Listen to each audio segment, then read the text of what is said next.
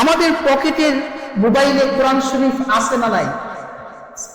আমাদের পকেটের মোবাইলে হাদিসের বাণী আছে না নাই?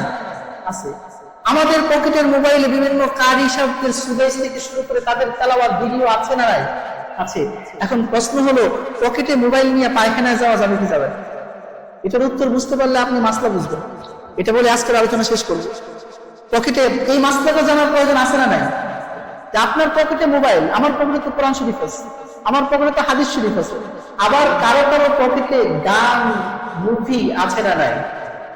তো মসজিদে মোবাইল নিয়ে নামাজ পড়তে চলে আসছে, বুঝুন পকেটের মধ্যে ছবি, মসজিদে আছে নামাজ পড়তে, নামাজ হবে। পকেটের মধ্যে মোবাইল চলে গেছে টয়লেটে, সেই মোবাইলে কোরআন শরীফ আছে, গুনাহ হবে কি হবে না? কারণ হলো গুনাহ হবে না। কেন? মোবাইলের মধ্যে যে কোরআন আপনাকে দেখানো হচ্ছে এটা আলোর প্রতিবিম্ব। যখন ইলেকট্রিক যন্ত্রের মাধ্যমে আলোর ইশারা আসে, কুলিং পদ্ধতিতে আলোর ইশারা আসে, আপনাকে আলোর মাধ্যমে কোরআন দেখানো হয়। এই জন্য পকেটের যে মোবাইল, সেখানে যে কোরআন শরীফ, এটা ধরতে গেলে অজু লাগে না, অজু ছাড়াও ধরা যায়। উত্তম হলো অজু করে ধরা।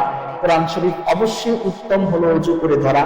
প্রিন্টেড যে কোরআন, এটাকে আপনি অজু ছাড়া ধরতেই পারবেন না। এই কোরআন অজু ছাড়া ধরা যাবে না, এই কোরআন অজু ছাড়া ধরা যাবে না।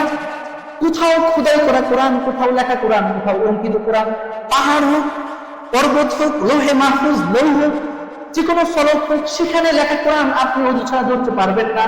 কিন্তু মোবাইলের স্ক্রিনে ভাসমান কোরআন যদি অজু নাও থাকে, আপনি ধরতে পারবেন। কারণ কি? কারণ সেটা হলো আলো, সেটা প্রিন্টেড কোরআন নয়। আলোকে কেউ দুনিয়ার মধ্যে স্পর্শ করতে পারে।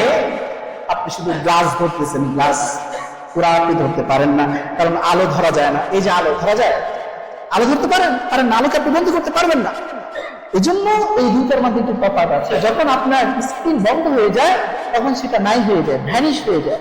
এই জন্য আপনি মোবাইল নিয়ে যেতে পারবেন, কিন্তু অবশ্যই সকলের জন্য। একটা হলো মাসআলা, আরেকটা হলো আমল, দুইটা এক না। একটা হলো ফতোয়া, আরেকটা হলো আমল, দুইটা কি না? এক না।